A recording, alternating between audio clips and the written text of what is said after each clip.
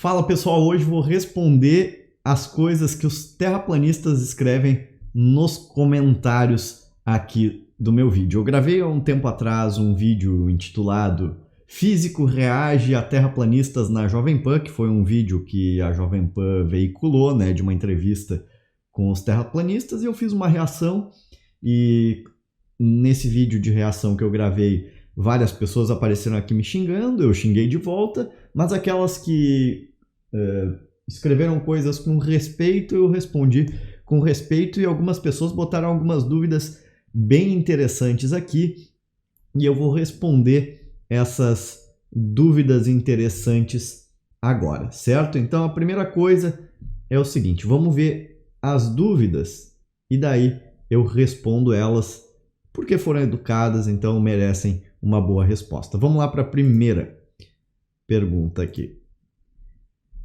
Naquele vídeo eu tinha falado o seguinte, ó, só para contextualizar, tá? Eu tinha explicado o seguinte, eu tinha explicado sobre a inércia, eu falei sobre o exemplo de, imagina que tu tá num avião, tá?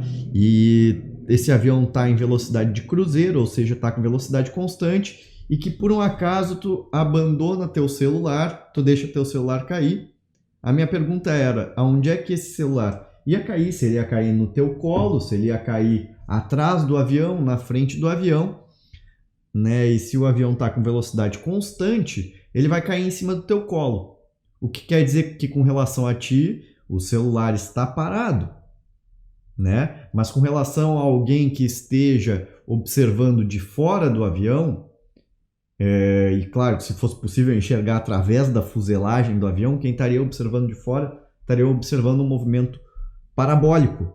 Por quê? Porque o avião está indo, né, para numa determinada direção, na verdade, num determinado sentido, e quando o objeto cai, ele compartilha esse movimento, então ele continua andando no mesmo sentido do avião, e é por isso mesmo que ele vai cair em cima do mesmo ponto, né, com relação ao avião. Com relação, né, à Terra, o objeto está descrevendo uma parábola.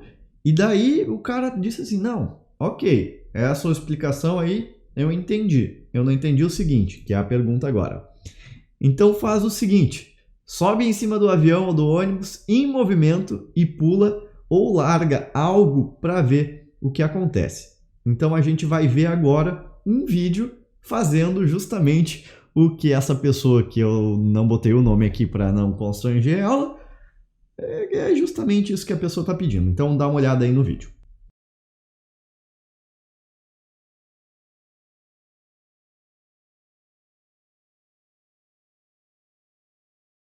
Percebeu, gente, o seguinte? Percebeu que no vídeo a pessoa, quando está pulando na cama elástica, ela compartilha o movimento, né, com o caminhão? Então é isso, o princípio da inércia é isso, e está num caminhão aberto. O cara mais atento, ele vai me dizer, não, mas Felipe, só um pouquinho. Né? Esse mesmo cara que fez esse comentário, ele falaria o seguinte, Felipe, pensa aqui comigo. Tu tá vendo ali no vídeo, que se tu voltar um pouquinho, tem duas barreiras, né, duas barreiras de madeira ali. Então, na verdade, não era esse o caso que eu queria. Esse caso que eu queria, tu não me mostrou. Porque aquelas barreiras ali vão impedir a resistência do ar. É verdade. Tu que viesse a fazer esse comentário, tu estaria 100% correto. Né? A barreira, ela impede um pouco a resistência com o ar. E como é que seria o caso com resistência com o ar? Tá? Que é, basicamente, eu entendi, é isso que a pessoa quer entender. Com um avião, tá?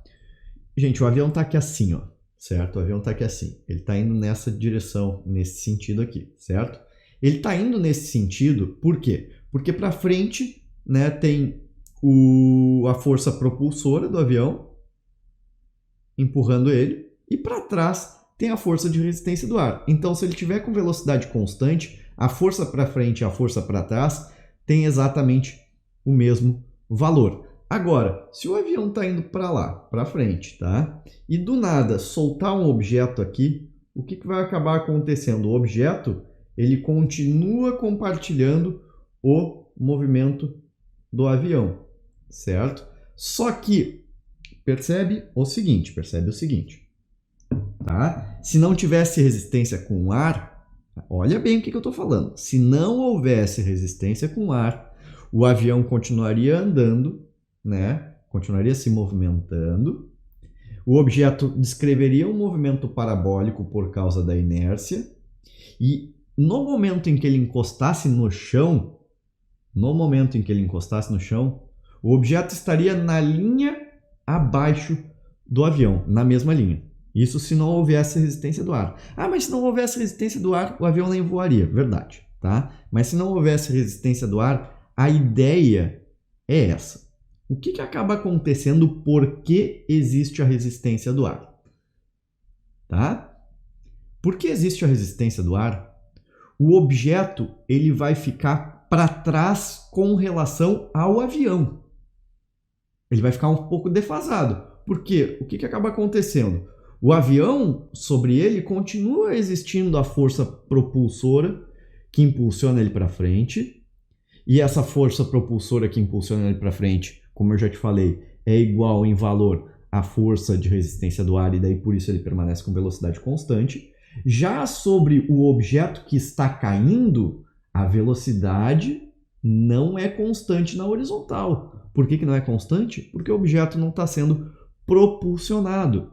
Quer dizer, o objeto ele continua indo para frente, mas ele continua indo para frente cada vez mais devagar, porque não tem ninguém empurrando ele para frente. Só tem uma força contrária ao movimento dele, essa força contrária ao movimento dele vai fazer com que o objeto reduza a sua velocidade.